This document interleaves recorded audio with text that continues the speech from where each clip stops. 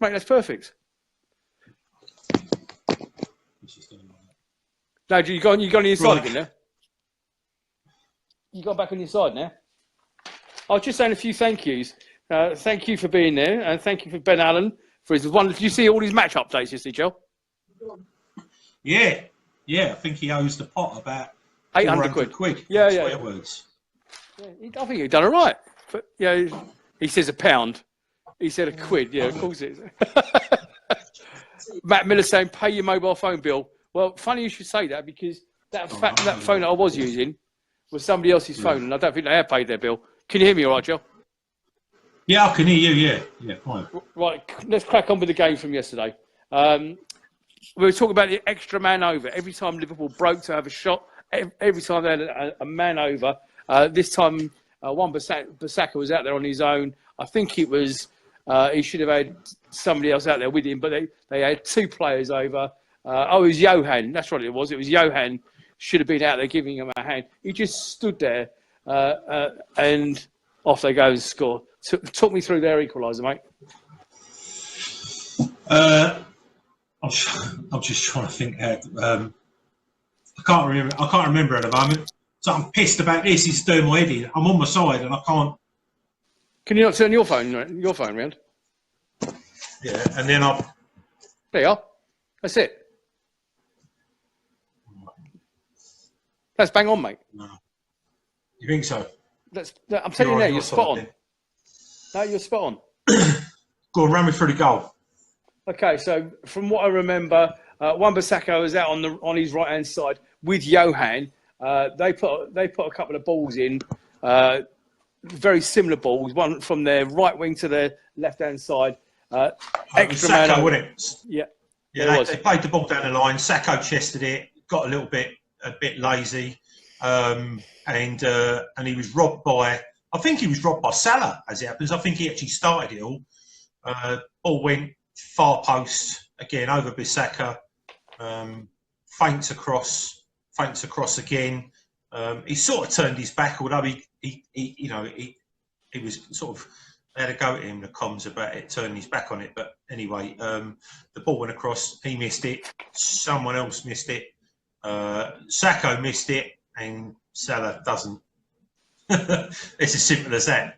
So, but yeah, it was clinical. But again, we could have. It was avoidable. Yeah, it was definitely avoidable. But anyway, it's just sort of Matt just said on there that the issue we got over that side was Wilf doesn't like tracking back. Would you agree with that? No, he does like tracking back. It's just bullshit what Shearer said last night. He does track back. He didn't. You could see there's something going on with him. I think just not being able to train all week and trying to preserve himself. Listen, the thing Wilf does for us, right, is he attacks. He's never been fantastic at coming back, but he's really made an effort in the last I'd say the last 12 to 15 months. I think Allardyce started it all off by basically just saying that you're half decent up front and on the wing, but really you need to be a team player and come back. So, but the other thing as well is he was sort of placed. Come on. You heard yourself then, didn't you? Yeah, I did. Yeah. But yeah, I don't buy that. I mean, we have enough players back to try and cover that, but we just it's just a lack of concentration, and sometimes trying to be the £30 million centre back and controlling the ball, having a little look up all the time, is not always the way. Sometimes Rose Ed, where you can't score from Rose Ed, is sometimes the best way. So it's quite interesting. It's quite interesting to see what Carl's just put on there. Carl Davies has just said tactically Liverpool changed it at half time, which is what the guys on Match of the Day said. Push Robertson 30 yards further up the pitch meant Wan-Bissaka had two on him, and that was my point about both those chances. He was left exposed by that, and he's right. Townsend dropped back to help at some point, some of the time, but we were exposed. Is Carl's words? Do you agree? Yeah. But the thing is that again, they're a big, physical, very, very fit side, full of you know, apart from a couple, they've got basically world-class internationals all over the place. So yeah, I just listen. Most of the time, we've had the Udo over Liverpool for probably every other game. It's nip and tuck with us. You know, we beat them, they beat us. It's just the way. But yesterday, they had, in the end, they just had that little bit more. They were a little bit more clinical, a little bit more. It was a little bit more intent. There was a few things as well yesterday. A lot of balls we were playing to each other instead of playing like they have been. I can't. Hang on a sec. Okay, that's what I'll do. I'll do. Jill, stay there. I'll do it, mate. Both Ian, that's what I'm saying. I can't. Ian Lyons and Andy Ball both just asked the same question. Do you think he's going to China? I'll pay for him to go to the airport. Seriously. Are you talking about Benteke? Yeah. Yeah. Honestly, I'm done with him. I'm done with him. Like I put a thing on the BBS today, and I said I would rather. This is how I'm very simple when I equate things. I would rather take a kid out of the 23s. Say a kid. I'd take a 22, 23-year-old out of our reserve side and play him up front. Now the thing is, Benteke doesn't shut down. He just doesn't close down any space at all. A kid would do that because he's being given a chance. And I know he would do it. If all we're after is someone to win headers, then surely the chances are if we get a kid, he'll go for the headers. He might not win them, but then Benteke doesn't always win them. I mean, all he ever does is just elbows people and gets yellow cards. So he's just so short of confidence. He's short of confidence. I think I don't know whether he's actually. I know it might sound bizarre. I think he's actually done. Is he done as a player? How old is he now? 31. He's still got plenty of years. Stato Sean, how old is Benteke, please? Not at our place. Not at our place. No. I don't mean that. Okay. Ian Lyons just said something else. Ian just said something else, and it's a point I wanted to come on to anyway. Before we come on to the 58th minute miss, he said, look, he's had 22 now. 22 clear chances this year, and he's converted 2 of them. And Chris Brand, thank you, Chris, says he's 28, and Ian Lyons says he's 26.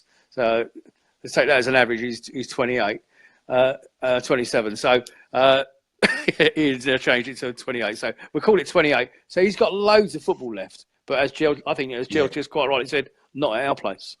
Hopefully not in a striped shirt. Honestly, I would literally rather not play centre forward next year.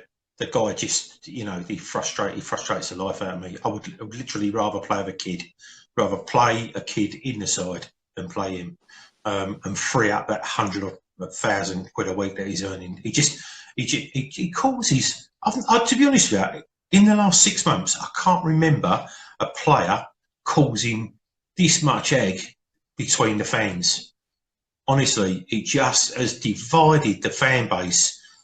But even the people that were pro him are now saying, running out. But loads of people that I see have now just run out of patience. Someone yesterday said, I backed him. Now he's crap. I just want him gone. I just, it's unfortunate. Good last year, 15, 17 goals, whatever he scored last year. Brilliant. Yeah. He gets paid handsomely for that. By the way, that is what he's supposed to do. You are supposed to score goals. He's a forward. He ain't there as a knock on for another centre forward. Which we don't have. We didn't have another centre forward. Exactly. So hello, Rich. Good evening, mate. I mean, Andy Ball just said to me. Andy Ball from Mayday Radio, as you said on here, he said that during his commentary yesterday, he very simply said, "Just don't give it to Benteke." Why would we have a player on our pitch that we don't want to give the ball to now? And now Ian Lyons said he'd use the money selling Benteke to get RLC from Chelsea for 15 million quid. Really? I'd use that money and buy Callum Wilson. I'm just saying. We've got loads of midfielders, and even when we get rid of some, he's just. We need to get away from it. If you're a midfielder, you're supposed to be a powerhouse. You can't be made of glass. We already got players made of glass that we see. They turn up at turn up at Christmas, get their cake, and then go home. We just don't need any more players. You know, Simon Kirsten just said Townsend and Zaha up top for the next couple of games. Well, I mean, Townsend's just looked stifled in the last. You know, he's looked stifled yesterday. I felt sorry for him. He just, you know, he's 1 minute he's on the left, 1 minute he's on the right, 1 minute he's just. I don't think he.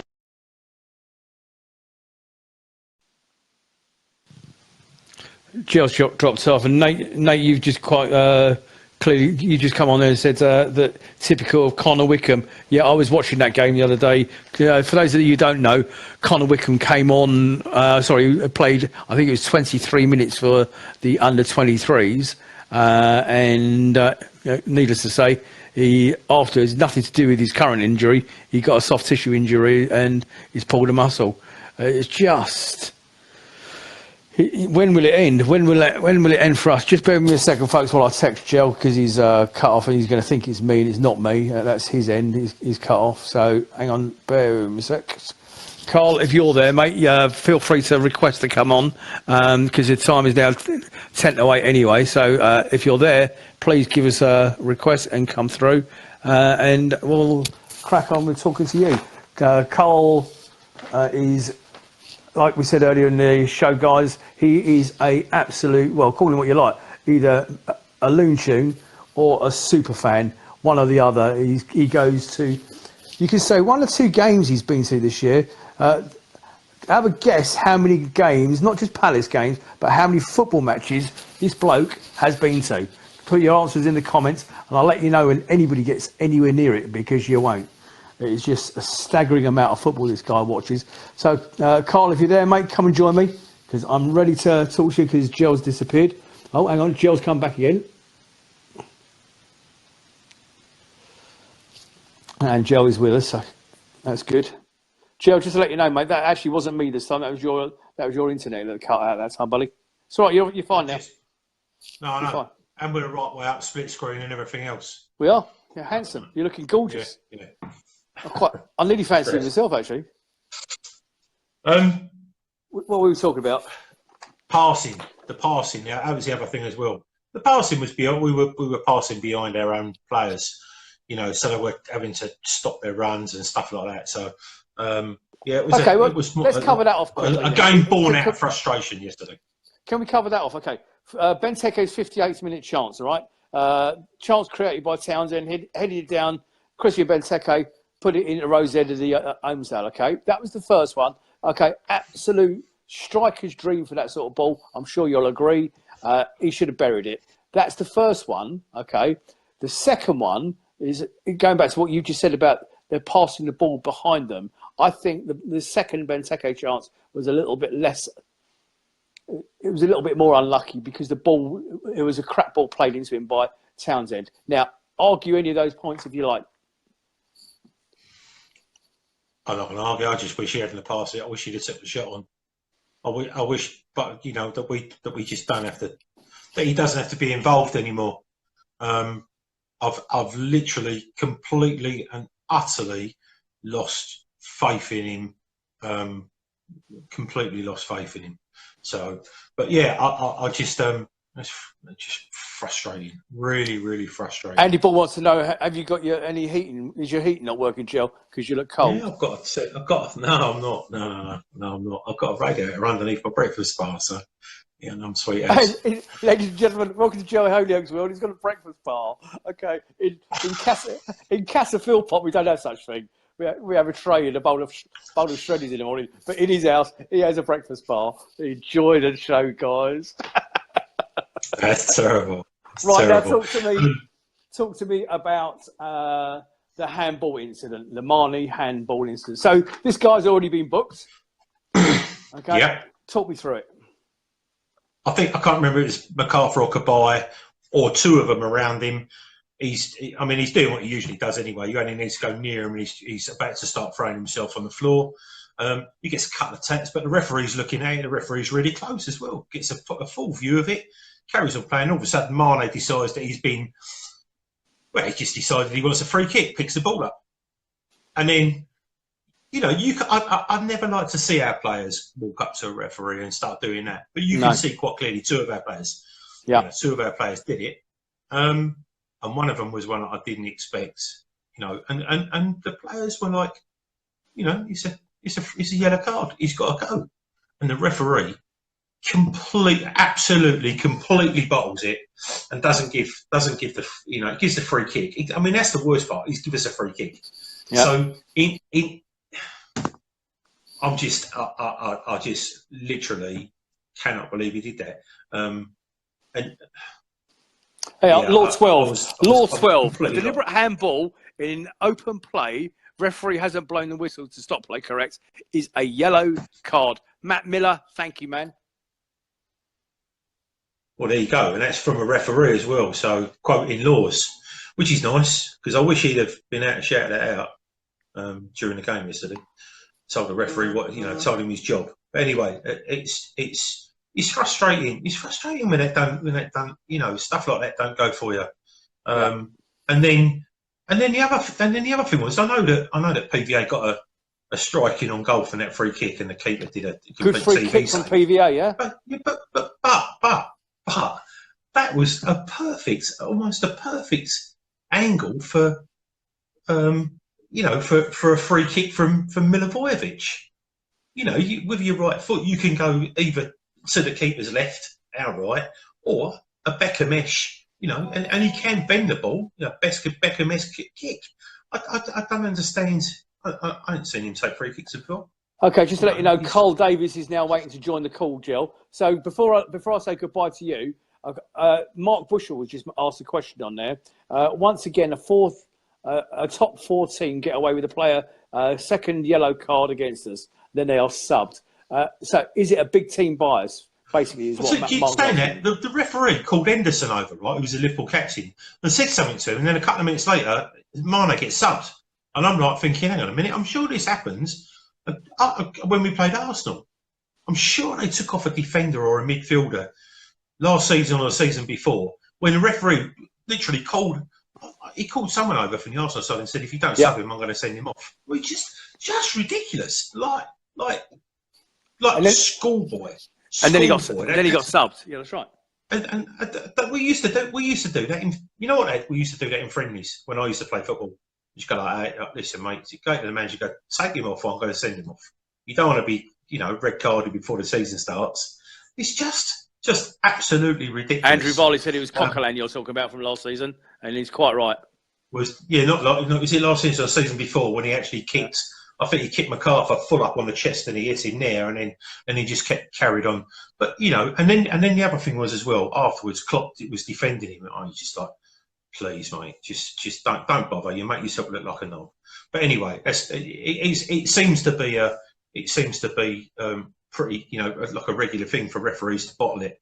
When we need, you know, they're not supposed to be the 12th man, but when we need a bit of help, like lawful help during the game, you know, and the referee doesn't do it, it's a bit of a nightmare. Yeah. No, I seem to have lost. Right, Joe. I'm hoping that Carl's going to join me in a second. This is playing about again. Can you see me? You're sideways now. You've just gone sideways. I can't see you at all. Sorry, I'm still here. Just wait a second. Sorry, I'm still here. I'm still here. Right. Okay, so I think Carl, whatever you did just a second ago to send through a request worked. Okay, so can you do it again so I can bring you on? And at that point, I can let Joel go and have a lie down because I think he needs one after this one tonight. Folks out there, I'm really sorry about the technical issues. We will get these technical issues sorted out, I promise you. Joe and I actually did do a practice run earlier in the week, but and it seems to work fine using that other mobile phone. Tonight, for some reason, it hasn't. So, but I promise you, we will get it sorted out. We want all your comments, any contact. Mickey Philpott, whoever Mickey is, okay. He said it's like watching the two Ronnies. Okay, so is that a good night for me and a good night for him? Good night. Is that the right one? Will be. So, what's our next game? It's Bournemouth, isn't it? It is. Bournemouth away. I don't suppose you're not going to that, are you? Tough game. No, I'll be working. So we haven't even covered off yet. Sean very kindly has given me stats on the running, and obviously our next game is Bournemouth, of course, but he's giving me the running on everybody else. There's some tough games out there for those people. So we got Bournemouth away, Brighton at home, Watford away. Carl, you haven't come back on yet, mate. So if you're out there, I'm waiting for you. Carl Davies says he sent a request. Can you do it again, please, mate? Takes about 10 seconds, I think. It takes a few seconds to go through. So whatever you did, send another request, Carl. Okay, and as soon as I see it this time, I'll bring you back on, or I'll bring you on and introduce you to the family that is Red and Blue Review. Okay, like our Facebook page, please, guys. Go onto our Twitter page at a Red and Blue 1. Okay, I'm sure you can find Gel the Caddy out there and Nick Philpott 63 out there somewhere as well. Glenn Fossey says it's a horrible little club, Bournemouth. Why would they be a horrible little club? Do you agree? They're all right. They're all right. It's a legitimate rival for Brighton now. So it looks like Bournemouth are going to stay up. So Bournemouth are going to stay up. Can I wish everybody a happy Easter out there? Cheers, guys. Happy Easter. People accuse me of boozing on this page. Do you know that? Yeah. Last couple of weeks, because I've had a beer, they think I'm automatically I'm a pisshead.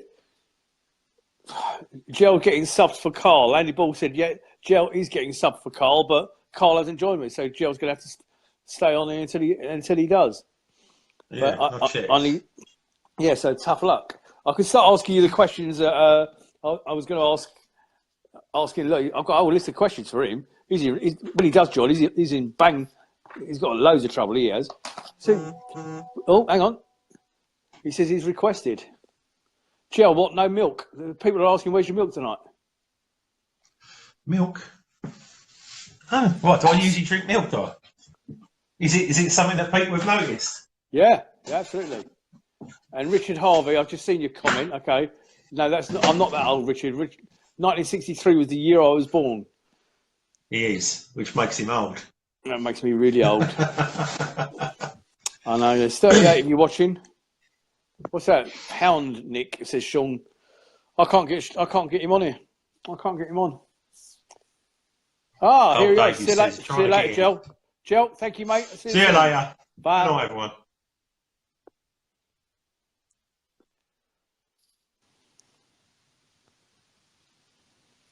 Right, guys. Here comes Carl Davies joining the show. Yes, everybody. Carl, they will get you on shortly, says John Ellicott. Well, I'm telling you now, he's on now. I want to know why he is absolutely as mad as a March hare. Why is it? He's joining us, folks. I can see that he's coming on down. Carl, if you're waiting, just show a little bit of patience, mate. It's good to see you there. I know you're there. Nigel Licky Leak is there. Hello, Nige. Good evening. For some reason, he's struggling to come through. It's still showing that you're adding, Carl, so I am waiting for you, mate.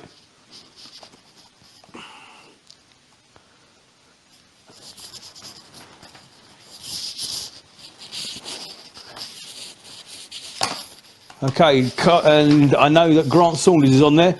Good evening, Grant. There's 37 of you out there.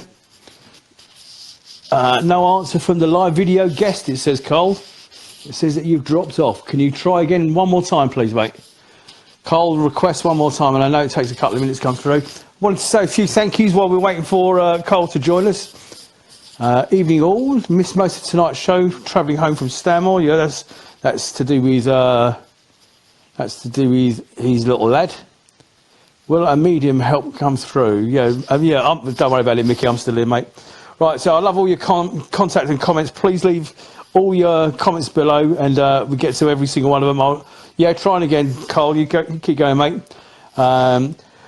Let me tell you who it is. You'll be aware that I'm trying to get different people from different supporter groups through every week, okay? Before we've had the guest from Mayday Radio, Andy, that you know is on here tonight, and it was fantastic. We also had the younger support group. We had if you remember, we had little Freddie and his dad, Damo, join us. what a great laugh he was. Okay, I really enjoyed. And if you remember that knee slide, people said to me afterwards that knee slide he could have ended up killing himself thanks to me. Well, tonight's special guest is a guy who I call a super fan. I'm sure he doesn't call himself that, but a guy called Carl Davies, and he's coming up very shortly. But while I'm waiting for him to come through, thanks to Stato Ned Feeney for all your help. This doesn't get just thrown together, people. This is done and dusted by the team behind the scene. Ben Allen for sorting out the interviews whenever we can get Carl on here. Now for his wonderful match updates. Jill for just being there without swearing at me for getting it wrong tonight with the old techno stuff. And of course John Ellicott for all the editing. Because at the end of this will appear on our YouTube page. Okay, and when it goes on our YouTube page, there was none of that early. Here comes Carl. Right, Carl, it says he's adding you now. It takes a few seconds. Stand by. And I'm hoping it's not going to be because of your internet issues. So Carl will be any second now. How many, those of you out there, how many games do you think this lunatic has seen this year? And not just Palos. Hey! Ladies and gentlemen, Carl Davies. Carl That Davies. took some time, didn't it? Yeah, how you doing, man? Yeah, very good. Thank you, kind sir. Listen, Enjoying the show. Please forgive me for all the technical issues that we've had tonight. It's been driving us all behind the scenes absolutely mad.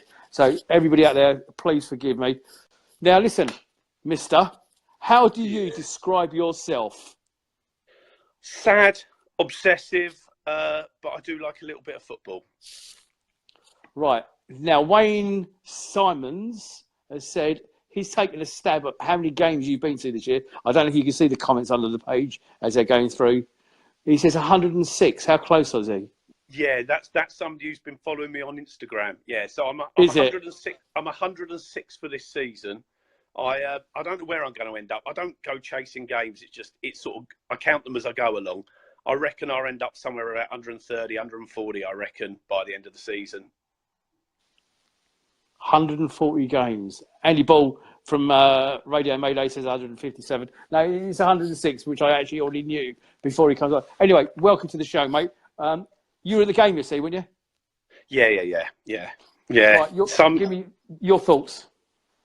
Gutting, but somehow inevitable. How we've managed to come out the last 5 games with only 3 points is it's frustrating. You know, hopefully these points don't cost us come the end of it all. But all of the stuff you could see in the Liverpool game was exactly the same things we saw in the United game, which is the same thing you saw in the Chelsea game, and so on and so on. The actually massive similarities between both the Liverpool games home and away, whereby we've created a chance at important times to go get something out of the game, and both games Benteke's missed a chance that you would think an average Premier League centre forward would score, but he's shot to pieces, and we've got away with it at the moment over this weekend because nobody below us has won. West Ham have, but that was a good result for us. Yeah, but there's a level of inevitability about it. There was a level of inevitability about it. So, I mean, I'd like to know your views on the Benteke thing, really. Joel and I have obviously just talked about it. What do we do with Benteke? What happens now with Benteke? Well, look, I think let's spin it back to the start of the season. Go into the we start at the start of this season. We knew we needed 3 or 4 centre forwards. We knew we needed that. You knew you needed at least 3, ideally 4. They wanted a young 4th one. They knew they didn't have one coming through the academy. If we had got in 2 centre forwards and had Connor Wickham still to come back at some stage during the season, 2 months into the season, you would have rested Benteke. You would have chucked him in the reserves. You would have built his confidence back in, and he may well have come out at the back end of this year with 6, 7, 8 goals. I don't know. I blame, as much as I blame Benteke, I blame the fact that we were unable to bring in a centre forward. We've gone into the season with, only one. He's shot to pieces. I'm less worried about his work rate. I don't see him as lazy. He's always had a relaxed style about him. Even last year when he scored 17, he doesn't run around like a headless chicken. I'm all right with all of that. Yeah. Hodgson, I know for certain Hodgson's asked him to stay central, so I don't expect him chasing down the fullbacks. But clearly what he doesn't do at the moment, he is there to provide. He's there to be an outlet. he does a level of both of those. He's there to score goals, and that's non-existent. And he really doesn't look like he's going to score goals now. But Okay. what else do you do? I mean, until Sorloth comes back, there isn't even another option. Well, sorry, there is. You go back to the Zaha Townsend 2 up front. But I'm not sure that's the shape that Hodgson wants to play at the moment. He hasn't unless he gets Slot back, he hasn't got another wide player. Okay, well, I do have a word of warning for you, okay? I'm now formally concerned about your safety, okay? Sean Feeney has said, good on you, Carl. Be cool to do a trip with you, mate. Mate, I'm telling you now, if you knew Sean Feeney like I know Sean Feeney, that's dangerous, okay? Does that involve alcohol? It probably involves alcohol and a tent, actually. A tent and a torch. And it's now... Now you're worrying me. You need to go block button on Twitter. Right. Question for you. My days are over. Go on. Yeah, absolutely right. Go on then. Question for you. Babs Davies, explain. So spin this back. I've been doing England away for a long, long time. Yeah. And you end up with mates from all over the country, and you go organising tours. You go organising trips. One of the trips, can't remember, it was something like Kazakhstan or one of those. I turned up with a bag which said it looked like Barbara Windsor's. And so I then got called Babs Tours. So when I arranged for 20, 30 lads, it got known as Babs Tours. So yeah, that was it. So all my mates from England away call me Babs. Okay, well, I've been looking at your football stats, your match stats, okay? Yeah. How many Palace matches have you been to, home and away, in total? Well, I'm not going to get it dead spot on, but it's over 1,800. I'd love to see what your points are on your season ticket. Yeah. I don't know. Yeah, I don't. It's fair to say I don't go looking at them. Okay, and I know one of your little tasks is the amount of grounds that you visit. How many grounds do you reckon you've crossed off? I think I've got. I'm not far short of 700. I think I'm about 130, 140 with. Well, I think I might be more. No, about 150 with Palace. I think I'm about just short of 700 in including non-league and those overseas. Folks, do you think this bloke is absolutely stark raving mad or a proper football fan? Because I know where I would go.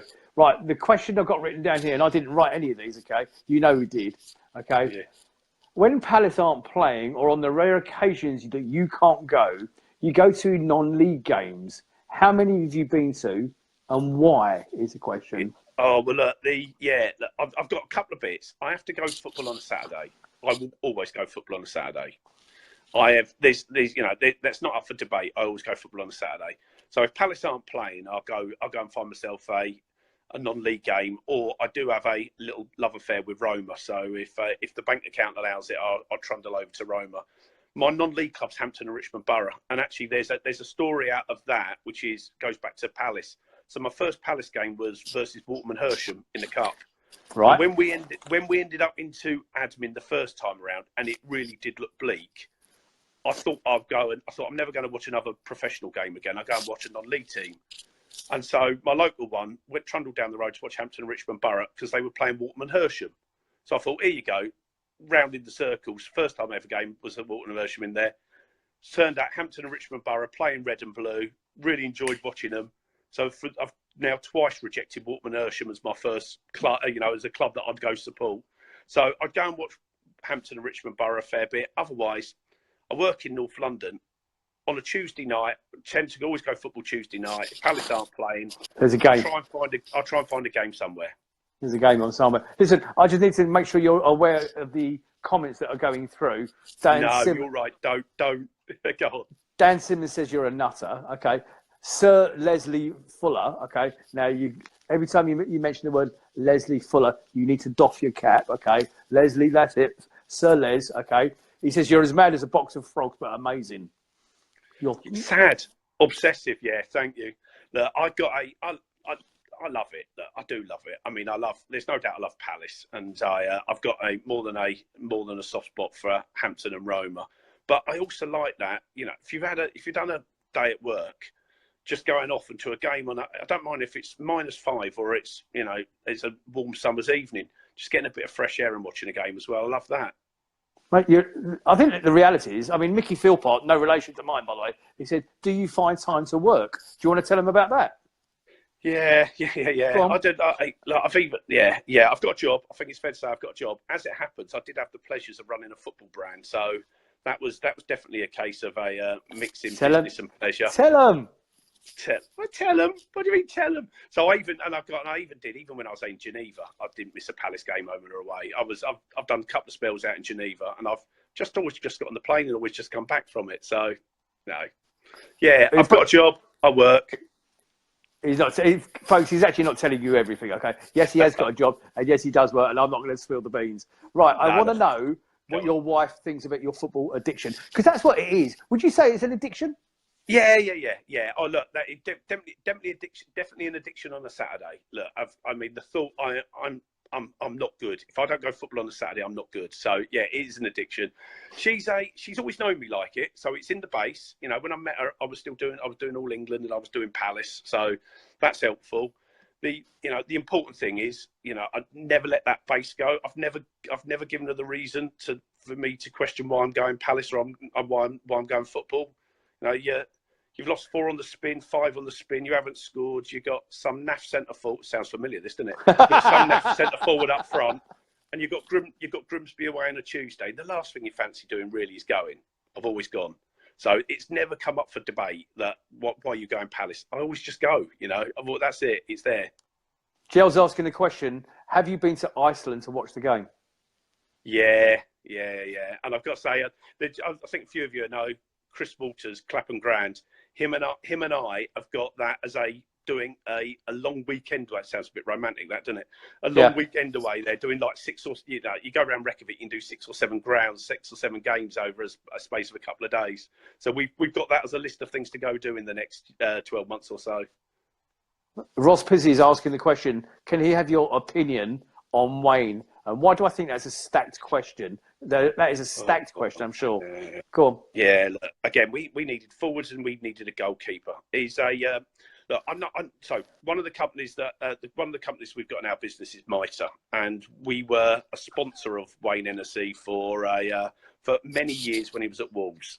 So I've had the pleasures of meeting him, and he's a lovely guy, quiet lad, and mad passionate about football. But he's got the same problems now as he had 5, 6, 7 years ago. The same reasons what stopped Arsenal buying him are the same things that are holding him back now. His feet movement's poor. And that's, you even saw it with the save yesterday, where not the one where he did really well to get down and he got lucky when it fell and he went the wrong way from the Mane header. Yeah. But there was another one where he pushed. If you look at it, his feet didn't move. I mean, he'd be the worst cricketer in the history of the world. I mean, what they say about goalkeepers is not a bit different to batsmen. You try to move your feet so you've got your head as close as you get to under the ball. You look at him, he's leaning all over the place because his feet movement's so poor. We know he don't come for crosses. He just doesn't give the defence any form. So if he doesn't come for crosses, he doesn't come for crosses. His feet are planted, and when they do move, they go the wrong way. We've got issues. I'm just conscious, Sean, Carl, as we're going through, there's still 35 people out there. It's 9:20, and we're still going. And so my apologies for the overrunning the show, but we did have technical issues at the beginning of the evening. You're listening to and watching Nick Philpott and Joe Holyoke on the Red and Blue Review, and I'm delighted to be joined by Carl Davies, super fan, nutcase, absolute extraordinary Palace fan. He also likes Italian football. We know the answer is Roma, but how often do you go to Italy? I'm going over for the Roma Barcelona in a couple of a week and a half's time for the Champions League game. I managed to get tickets for that. I try and go over about 5, 6 times a year. It does depend on so I always go 1 week, the October half-term week, which is League Cup 5th round, Carabao Cup 5th round week. I normally try and go that week because they play midweek fixtures. Otherwise, I'm totally dependent on Palace getting moved to a Monday night, and then I'll trundle off. So at the moment, I've got the Roma Barcelona booked. So I've been 3 or 4 times already this season. I've got Roma Barcelona booked, and then I'm holding a hotel. And I've got flights provisionally booked for the penultimate week of the season in Italy, which is our last week. So we know we've got West Brom on the Sunday. it's Roma Juve on the Saturday. Roma Juve that weekend. If that gets moved to the Saturday, I'm going to go for it. If Cool. it's Well, Gil's actually asking and you. if Mrs. I've got 2 questions for you. Thomas is asking, Yeah. should Benteke be sold in the summer? And Jill Holyoke's asking, what size is your Air Miles account? Yeah. I've got over 1 million air miles, and that's fact. Look, it depends what division we're in. Is what we're going to do with Benteke, isn't it? I mean, I personally think he will be sold, but I don't think it'll be for the reasons necessarily everybody's thinking. The logical thing is you'd sell him at the summer because he's had a really poor season. I'm not convinced that's the reason why we'll end up selling him. I think we'll end up selling him because they're going to have to renegotiate his contract. And believe it or not, even after a poor season, with wage inflation as it is, he can probably pull a bigger salary next season with another club than, he'd be demanding Rob Palace a decent sized signing on fee or re-signing fee. So my assumption is Palace will cut their losses. Let him go. They're going to have, we've struggled to bring in one centre forward. We didn't bring in one centre forward last summer. Let's not kid ourselves. Sorloth wasn't our first choice in January. That if we stay up, that means we're going to have to probably bring in a minimum two, probably 3 centre forwards. Not easy at all. But I think we'll end up selling Benteke. Okay, before I ask you another question, I just want to go back to Roy Hamilton. Is there any truth that Wilf damaged his ankle after a confrontation with Benteke in the dressing room after the game? Roy, I've got one expression. I think you need to check today's date, okay? Will be the answer to your question, mate, okay? Right, now, I'm also aware, Carl, that you are a huge England fan, okay? How many matches, how many countries have you visited to watch England? I don't know. I think I've. Do you know off the top? I know I should know. Can't remember. I'd have to go into my phone to have a look at my stats. I know nobody's been to. Oh, actually, sorry. Until very recently, nobody been to the new Wembley more than me. Now Spurs are playing there. There's a Spurs fan or two been there. I'm at something like 185, 200 games, England games. I'll post it up on here later. I'll put it up on Twitter later. I think I'm well and no, I'll be over that actually. Sorry, because I think I'm about 180 England home games.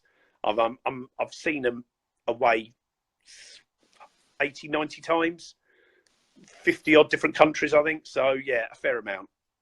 Cuckoo. I did go through a spell of not missing England home and away for 20-something years. I'm semi-retired now.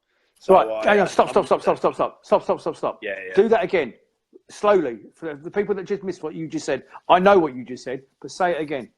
Yeah. I said I am semi-retired now, having done best part of 20 years of watching every England game home and away. I've got a supplementary question actually. Yeah. I'd like to know what your personal views are on the apathy towards England football these days. It was great to see the sellout against Italy the other day. Fantastic to see them. But up until very recently, the games had been sold out. People were getting a little bit pissed off with it. Your thoughts on that? Yeah, look, I think that trust me, there is still a big apathy. The England supporters club isn't sold out. When I first went, there was a wait. When I first joined, there was a waiting list of 25,000 maximum. There's a waiting list. There is 10,000, 11,000 in it at the moment. And until the game in Amsterdam a couple of weeks or so ago, England hadn't sold out an away end for Bar Scotland for best part of 3 years. So there is still a big apathy there. I think there's people are in love with the Premier League. The power of that, I'm going to sound all poncy here, the power of that product. Honestly, there's a generation of kids coming through who don't give a monkeys about the national team. They are absolutely obsessed by their clubs.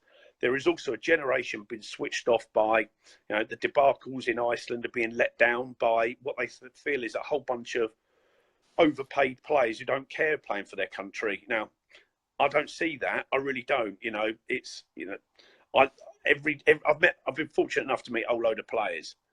All they care about is playing. What they want most is to play for their country. What they feel is all of the pressure of it when they get to play for their country. But there is, there's definitely been. I'll go back to answer your question. There is definitely still a very big apathy there. I think Southgate's going some way to fixing it because so do I. He's authentic. He's honest.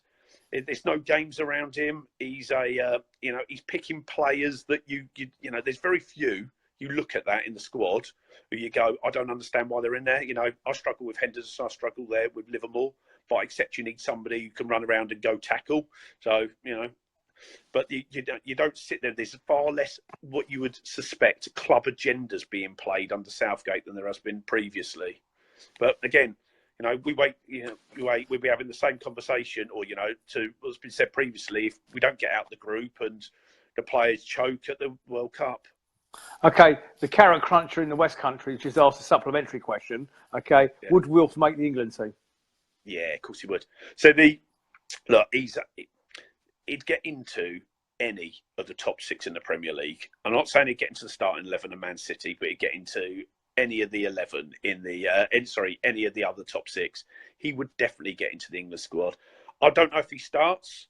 You've got if he starts, but you would have him on the bench because he can do what just other teams can't do. He transitions the ball well. He gets you out of tight spaces.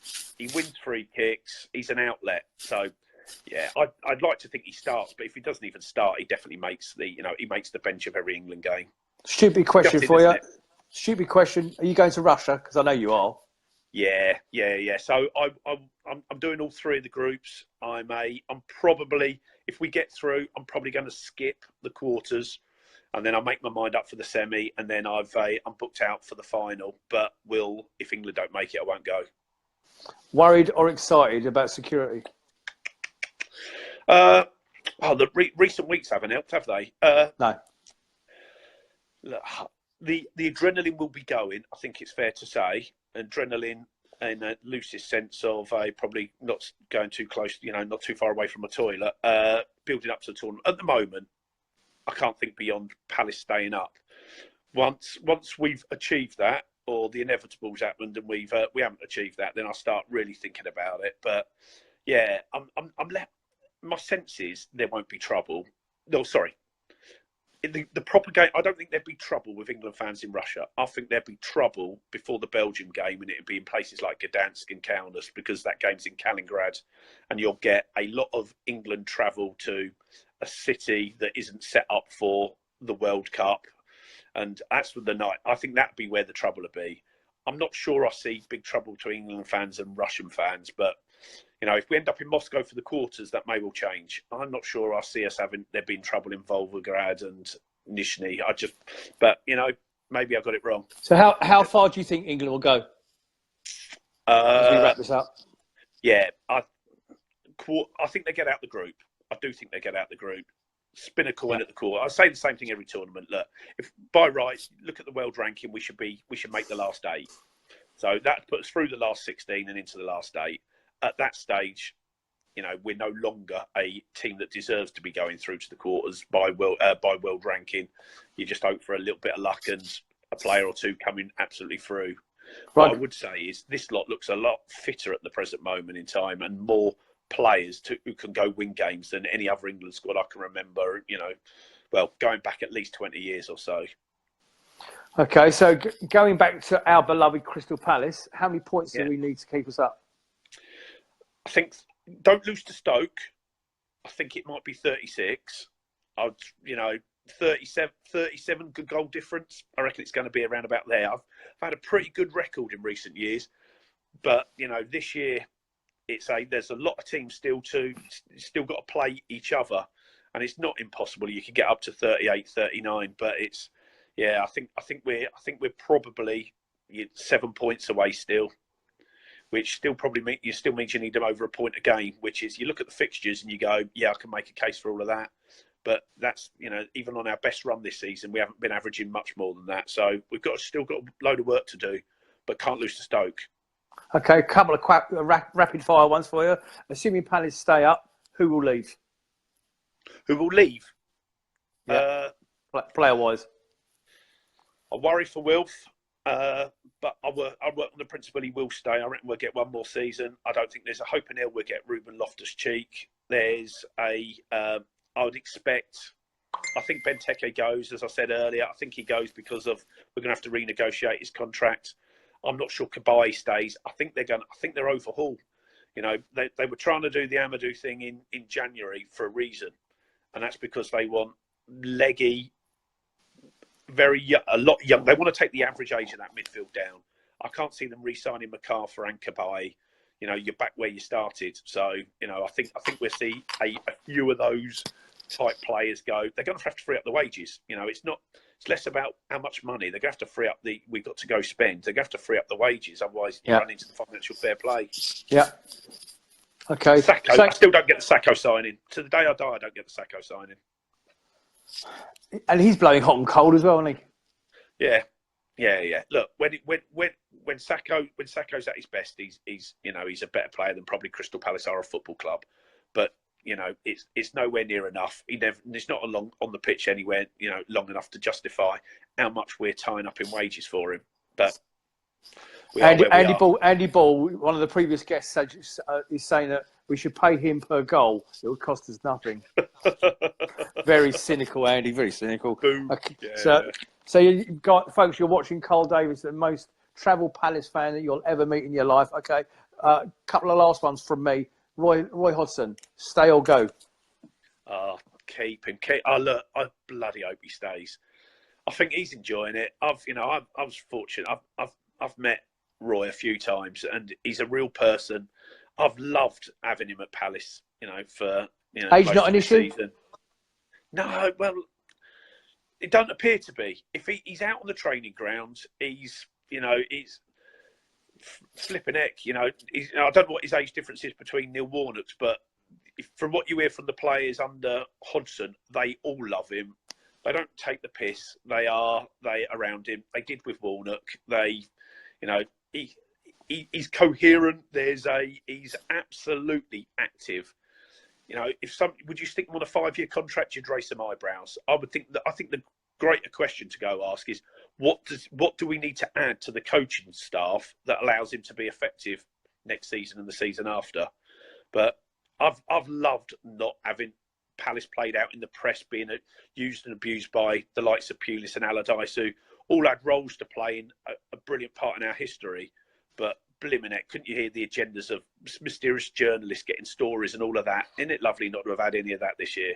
He just shuts them out, doesn't he? And he just shuts them down, and I think it's great. Yeah. Well, folks, you've seen Andy from Radio Mayday. You've seen the young Freddie. Now we've got the most travelled Carl Davies joining us. I think you'll agree that these end of show interviews are going down the storm. We're going to get more interviews from different areas of the club, different sections of the club. I'm sure we're going to have somebody on from the LGBT community as well coming up shortly. Folks, I'm enjoying doing these interviews. I hope you're enjoying having them on there. And Carl, safe travels, mate, on behalf of everybody at Crystal Palace and on behalf of everybody on the Red and Blue News Show. We loved having you on. Thank you for joining us. Cheers, Nick. Love you all, guys. Take care, mate. Nice to see you. Okay, so you've been watching the Red and Blue Review with Nick and Gel. Please make sure you like and show this page on all your Palace pages. Don't forget to look us up on our Twitter page, Red and Blue News 1. Okay, and this will also be up on our YouTube channel sometime tomorrow. This has been Nick Philpott for Red and Blue News. Good night, all. Thank you very much.